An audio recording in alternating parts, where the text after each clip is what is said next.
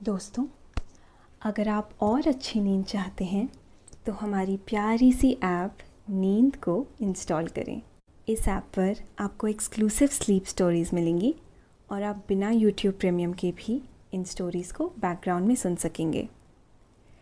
Install करने के लिए आप हमारी वेबसाइट नींद.ऐप पर ज़रूर आइए और अच्छी कहानियाँ, स्लीप म्यूज़िक, कुछ टिप्स सुनने के लिए इस चैनल को सब्सक्राइब कीजिए। नमस्कार, मैं हूं लोकेश।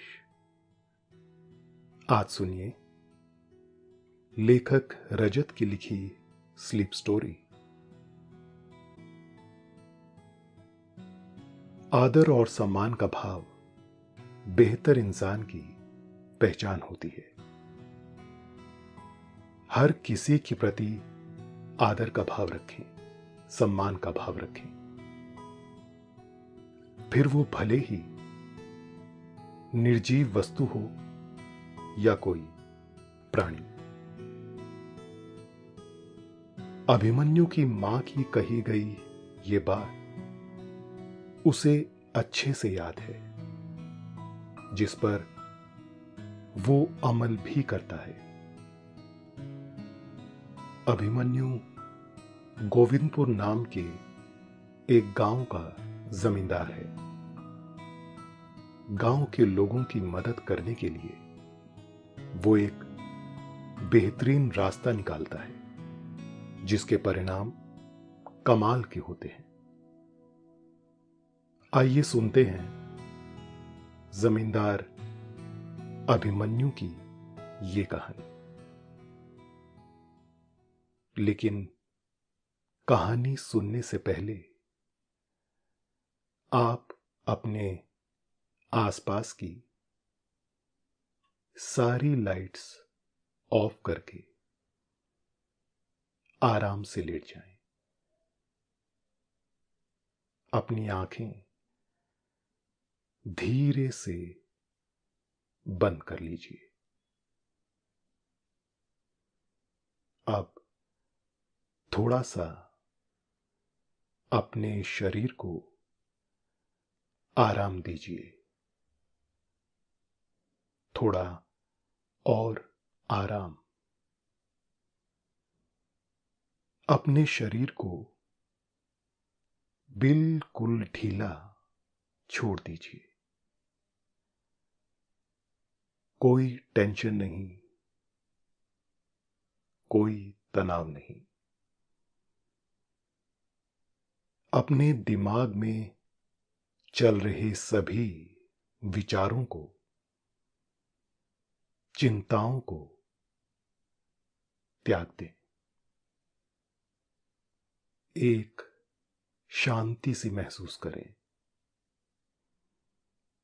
सब नेगेटिव पॉजिटिव विचारों को धीरे धीरे निकाल दें। हाथों को सीधा करके अपनी कमर के साइड में रख लीजिए।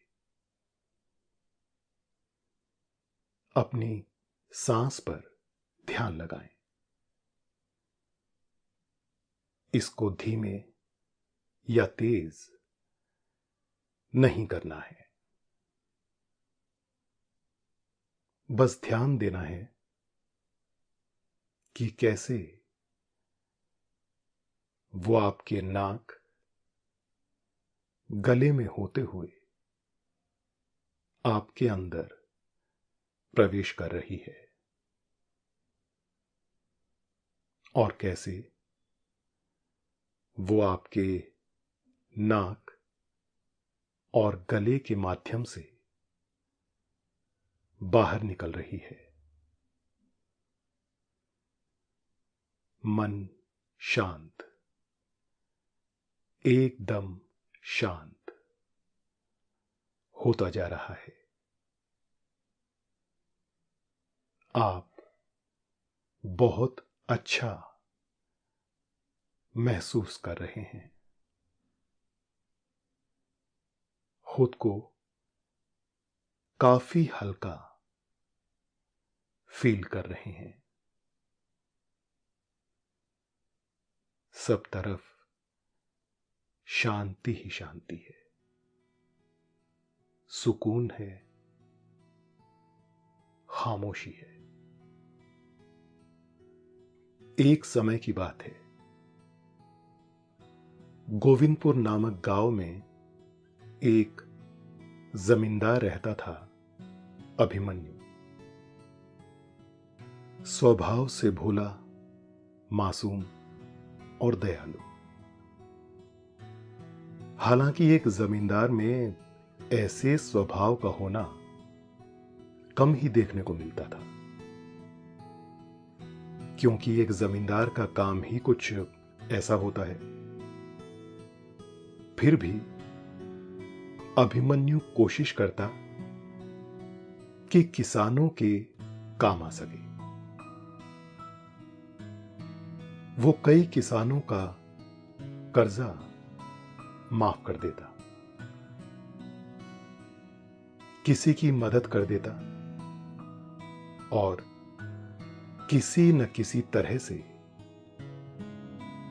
अपना काम करते हुए भी एक अच्छा इंसान बने रहने की कोशिश करता। वो हमेशा अपने आप को पहले से और बेहतर इंसान बनाने की कोशिश में रहता और इस ख्याल में उसकी मां उसकी मदद करती। फिलहाल तो अभिमन्यु की मां अपनी खुद की मां के पास गई है, पर अभिमन्यु हर दम उनकी सिखाई गई बातें याद रखता। अभिमन्यु के बाबा भी अपने जमाने में जमींदार थे। फिर उन्होंने अपनी जगह अभिमन्यु को दे दी, इस उम्मीद के साथ ही कि वो भी उनकी तरह अपना फर्ज अच्छे से निभाएगा। पर जमींदार होने के लिए आपके मन को कठोर होना चाहिए, जो कि अभिमन्यु का मन था नहीं। फिर भी अभिमन्यु पूरी कोशिश करता वो अपनी जिम्मेदारी भी ठीक से निभाए और वक्त आने पर लोगों की मदद भी कर पाए। एक रोज अपना काम खत्म कर अभिमन्यु अपने मुनीम जी दीनानाथ जी को घर छोड़ने के लिए उनके साथ निकल गया। मुनीम जी की आयु ने अब 60वें वर्ष में अपने कदम रख लिए हैं। वो अभिमन्यु के बाबा के लिए भी मुनीमगिरी करते थे और अब अभिमन्यु के लिए भी। वैसे अभिमन्यु के बाबा ने उससे कहा था एक बार, अब समय आ गया है, दूसरा मुनीम रखा जाए। अब दीनानाथ की उम्र हो गई है। अभिमन्यु ने कहा, नहीं बाबा, रहने दो, अभी वो अच्छे से काम कर लेते हैं, जब होगा वो खुद ही कह देंगे। खैर, अभिमन्यु मुनीम जी के साथ उनके घर की तरफ जा रहा है। मुनीम जी ने कहा, तुम्हें आने की जरूरत नहीं थी अभिमन्यु, मैं अकेला ही चला जाता, रोज तो जाता हूं। अभिमन्यु ने कहा, हां, यह बात तो मैं भी जानता हूं, पर इस बहाने मैं भी अम्मा और छोटी से मिल लूंगा। अम्मा मुनीम जी की पत्नी है और छोटी उनकी पोती है। मुनीम जी ने कहा, ठीक है, वैसे भी छोटी आपके बारे में पूछती रहती है। अभिमन्यु ने कहा, अच्छा, वैसे मुझे आपसे भी एक बात पूछनी थी। मुनीम जी ने कहा, हां, पूछिए ना, कोई हिसाब अधूरा रह गया क्या? अभिमन्यु ने कहा, नहीं, आपका हिसाब तो हमेशा सही रहता है। मैं ये पूछ रहा था, आपको क्या लगता है मैं बेहतर इंसान कैसे बन सकता हूं? मुनीम जी ने कहा, आप पहले से बेहतर हो और कितना बनोगे? रात के करीब 7 बज रहे हैं। हल्का हल्का अंधेरा गांव के आंगन में फैल रहा है। आते जाते सभी लोग अभिमन्यु और मुनीम जी को नमस्कार कर रहे हैं। बदले में वो दोनों नमस्कार करते हुए अपनी बातों में कहीं गुम हैं। गोविंदपुर एक खूबसूरत गांव है जो चारों ओर से प्रकृति से घिरा हुआ है। गांव के भीतर भी हरियाली निवास करती है। कई तरह के पेड़ों से गांव सज धज कर रहता है। गांव की चौपाल पर शाम के समय गांव के लोगों की बैठक जमती है। कहने में कोई हर्ज नहीं होना चाहिए कि गोविंदपुर एक संपन्न गांव है। कुछ लोग आलोचना करते हैं कि अभिमन्यु जमींदार के पद के लिए उपयुक्त नहीं है, क्योंकि वो एक सज्जन पुरुष है। अभिमन्यु को यह बात भली भांति पता है और वो ऐसी बातों की परवाह भी नहीं करता। वो बस अपना काम अच्छे से करना चाहता है। अभिमन्यु को मां की कही गई एक बात ध्यान आई। वो कहती हैं, जीवन में सबसे बड़ी पूंजी जो तुम हासिल करोगे वो किसी के हृदय में तुम्हारे प्रति प्रेम होगा। उससे बढ़कर कुछ भी नहीं। अभिमन्यु और मुनीम जी की बातें तो खत्म नहीं हुई, पर उनका घर आ गया। अभिमन्यु ने अम्मा को प्रणाम किया और छोटी के बारे में पूछा। छोटी कहां है अम्मा? दिखाई नहीं दे रही। अम्मा ने कहा, वहां पीछे आंगन में बैठी है। अभिमन्यु ने कहा, ठीक है, मैं उससे वहीं मिल लेता हूं। अभिमन्यु आंगन में गया। छोटी अकेली बैठी आसमां की तरफ देखकर कुछ हिसाब लगा रही है। उसके आसपास एक खूबसूरत बगीचा उस पर नजर बनाए हुए है। अभिमन्यु धीरे से उसके पास जाकर बैठ गया, जिससे छोटी का ध्यान टूटा। उसने कहा, भैया, आप कब आए? अभिमन्यु ने कहा, मैं तो अभी अभी आया हूं। और तुम ये क्या कर रही हो? अभी से तारे गिनना शुरू कर दिए? छोटी ने अपने नटखट अंदाज में जवाब दिया, अरे नहीं, मैं तारे नहीं गिन रही हूं, मैं तो समय का अंदाजा लगा रही हूं। अभिमन्यु ने पूछा, समय का अंदाजा? छोटी ने बताया, हां, दादी मुझे आजकल चांद और सूरज को देखकर समय का पता लगाना सिखा रही है। अभिमन्यु ने कहा, पर वो तो तुम घड़ी देखकर भी पता लगा सकती हो। छोटी ने कहा, ओहो, अब हर समय आपके पास घड़ी थोड़े ना होती है। वैसे भी दादी कहती हैं आपको सब आना चाहिए, ना जाने कब किस चीज की जरूरत पड़ जाए। अभिमन्यु ने कहा,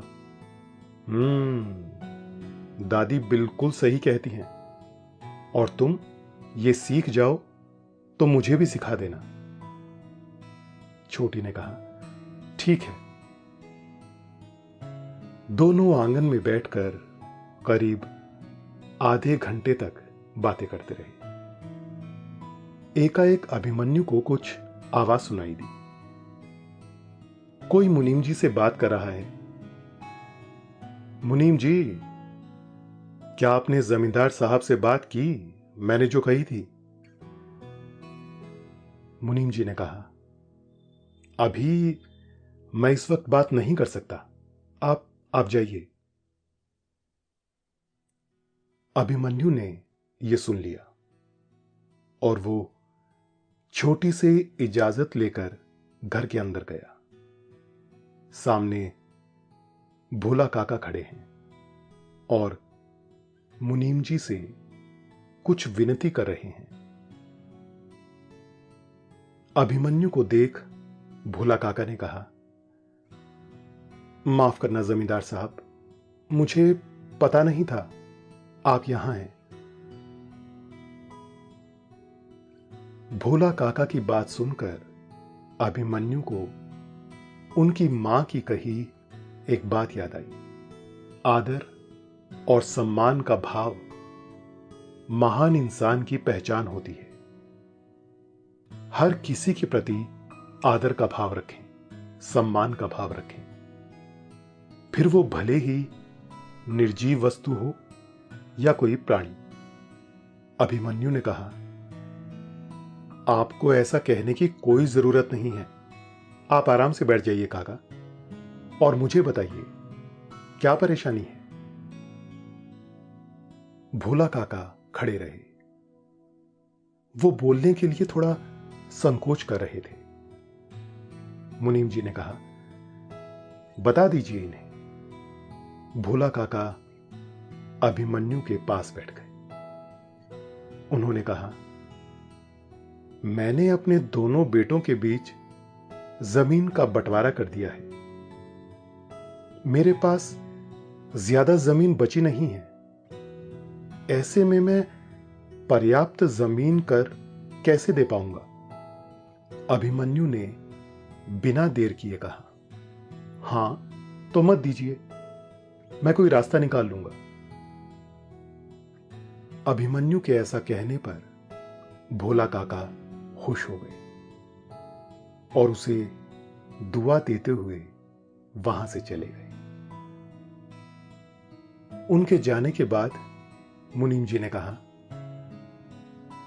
पर यह कैसे संभव है? हमें कर तो जमा करना होगा। अभिमन्यु ने सोचते हुए कहा, अब कुछ तो तरीका निकालना होगा मुनीम जी।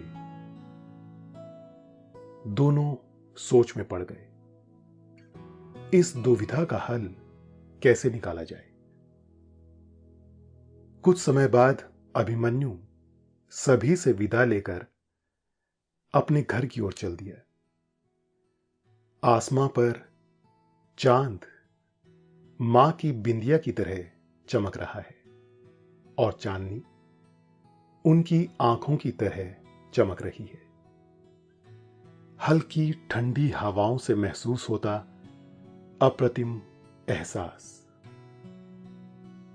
मिट्टी और हरियाली से उमड़ती हुई सौंधी खुशबू ने अभिमन्यु के मन को अनुपम भावना से भर दिया है। चलते चलते अभिमन्यु को दाएं तरफ की झोपड़ी से कुछ हलचल और आवाज सुनाई दी। यहां विमला काकी अपने परिवार के साथ रहती है। अभिमन्यु पास गया। खिड़की से उसे आवाज आई। दोस्तों, अब से आप bed time stories, guided meditations, relaxing music, इन सब का आनंद नींद ऐप पर ही उठा सकते हैं। उनकी बातें सुनकर अभिमन्यु ने मन में कहा, विमला काकी को भी मदद की जरूरत है। वो बिना उनसे मिले ही आगे बढ़ गया। आगे जाकर उसे राशन की दुकान पर कुछ उधार में राशन खरीदते लोग दिखे। अभिमन्यु ने अपने आप से कहा, और उन्हें भी मदद की जरूरत है। थोड़ा आगे चलने पर उसे पेड़ के नीचे चौपाल गांव के कुछ बुजुर्ग बैठे दिखे। अभिमन्यु बिना हलचल किए उनके पीछे की ओर जाकर बैठ गया। बुजुर्ग लोग मिलकर गांव के हालचाल की बातें कर रहे थे।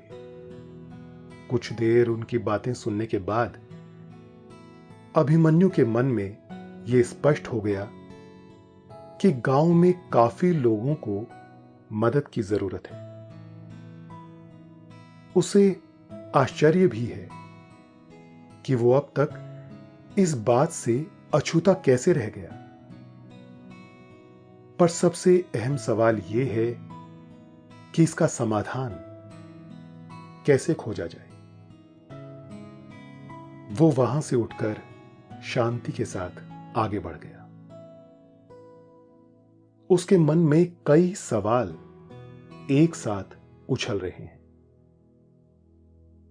पर सबसे अहम सवाल यह है, क्या कोई ऐसा तरीका हो सकता है जिससे सभी का भला हो जाए? अभिमन्यु घर तो पहुंच गया, लेकिन किसी निष्कर्ष पर नहीं पहुंच सका। उसने मां को याद करते हुए कहा, अभी मां होती तो जरूर कोई उपाय बताती। उसे मां की कही एक सीख याद आई। समस्या का समाधान खोजने के लिए एक बात महत्वपूर्ण है, समस्या पर ज्यादा ध्यान मत दो, समाधान को देखो, उसे खोजो, रास्ता खुद ब खुद निकल आएगा। अभिमन्यु किसी नए ख्याल के लिए रात भर सोचता रहा। उसे एक कमाल की युक्ति सूझी। उसने सुबह मुनीम जी को जल्दी बुलवाया और एक प्रतियोगिता आयोजित करने को कहा। मुनीम जी ने कहा, पर इससे सभी की समस्या का निवारण कैसे होगा? अभिमन्यु ने उन्हें दिलासा दिया कि उसने कुछ सोचा है। अभिमन्यु के कहे अनुसार मुनीम जी पूरे गांव में डंका बजवा देते हैं। अब तक यह बात अभिमन्यु के बाबा को पता नहीं थी। उन्हें पता चलते ही उन्होंने कहा, अभिमन्यु, तुम ये क्यों कर रहे हो मुझे पता है। उम्मीद है तुम सफल हो सको। बाबा की बात सुनकर अभिमन्यु का विश्वास और अटल हो गया। अभिमन्यु ये जानता है, गांव में हर किसी के पास कोई ना कोई खूबी है। कोई सूती कपड़ा अच्छे बनाता है तो किसी को मूर्ति कला में महारत हासिल है। कोई भजन गान में अव्वल है तो कोई नृत्य कला में। भोला काका मिट्टी के बर्तन ऐसे बनाते हैं जैसे कोई कलाकार चित्रकारी करता है। और विमला काकी तो हैं ही चित्रकार। वो गेरू और सफेद रंग मिलाकर जो मांडना बनाती हैं, उसका कोई जवाब नहीं। डंका बजने के साथ ही यह ऐलान भी किया गया कि जीतने वाले को एक बहुमूल्य उपहार दिया जाएगा। अभिमन्यु ने यह खुद स्पष्ट किया कि सभी प्रतियोगिता में शामिल हों।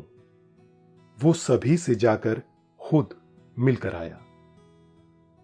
भोला काका से भी उसने कहा, इससे आपकी समस्या का निवारण संभव है।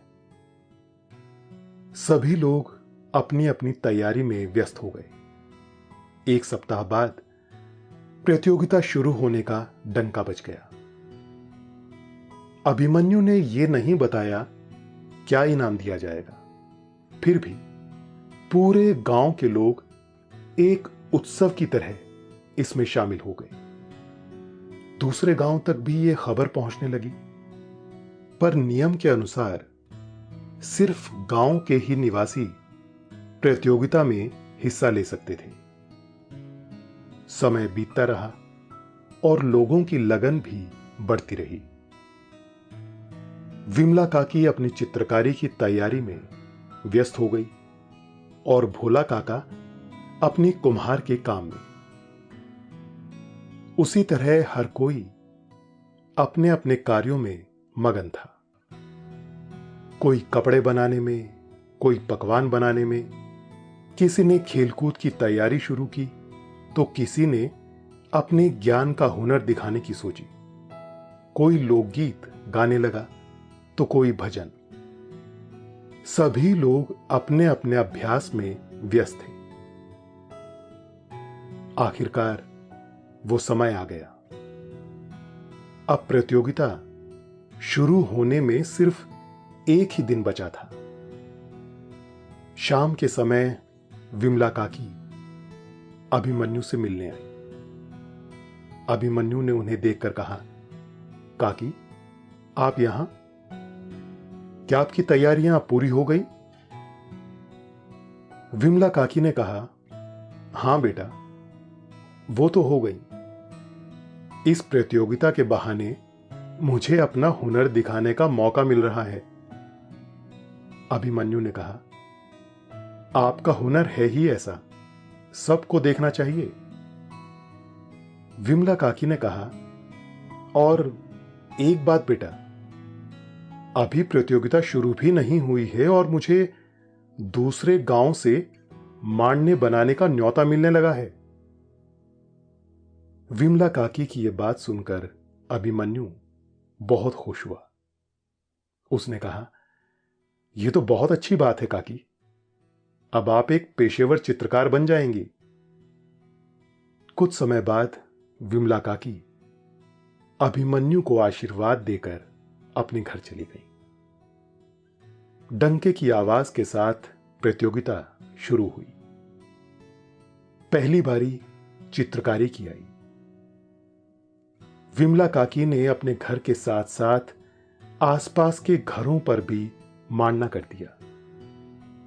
उन्होंने घरों को दिवाली की तरह सजा दिया, जमीन को आसमान बना दिया।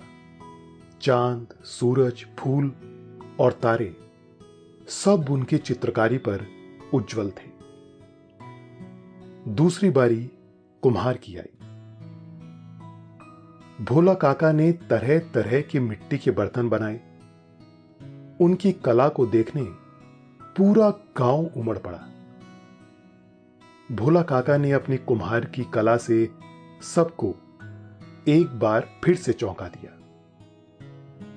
उन्होंने मिट्टी के ऐसे बर्तन बनाए जो गांव वालों ने कभी देखे भी नहीं थे। उन्होंने ऐसी सुराही बनाई जिसमें से पानी या अन्य कोई पेय पदार्थ पीने पर वो आवाज करती थी। उसे एक आविष्कार की तरह लिया गया।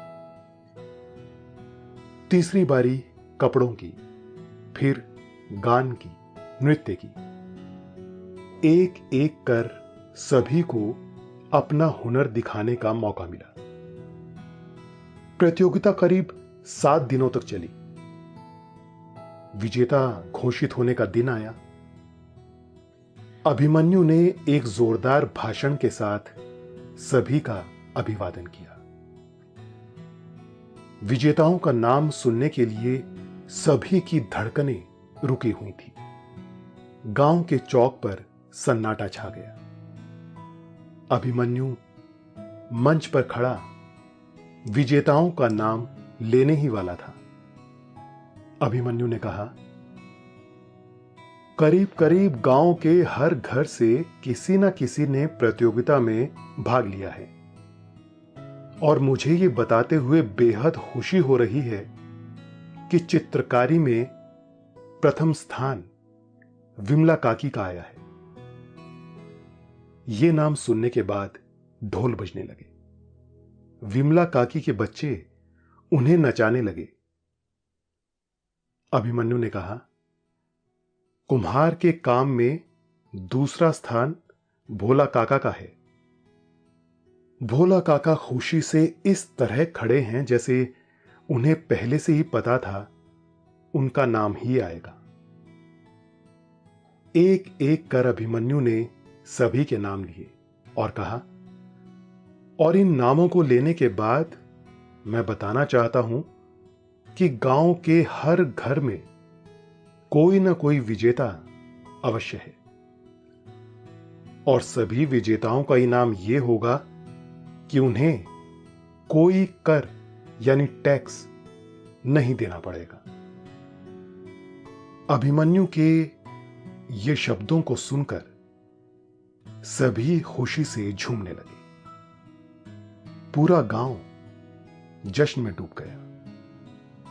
कुछ समय बाद खबर मिली, दूसरे गांव के जमींदारों ने भी प्रतियोगिता का आयोजन रखा है। अभिमन्यु के बाबा ने कहा, पर तुम सरकार को क्या जवाब दोगे? अभिमन्यु ने कहा, मैं उनसे पहले ही बात कराया था और वो मान गए थे।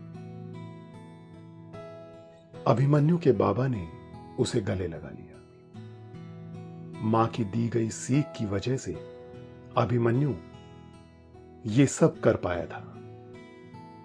शाम हुई, उसने देखा मां सामने से चलते हुए उसकी तरफ आ रही है, जैसे रातों में चांद आता है। दोनों ने एक दूसरे को गले लगा लिया। रात तारों की तरह अपने साथ नींद भिलाई है। नींद आपको सुलाने आई है। आप गहरी नींद में हैं।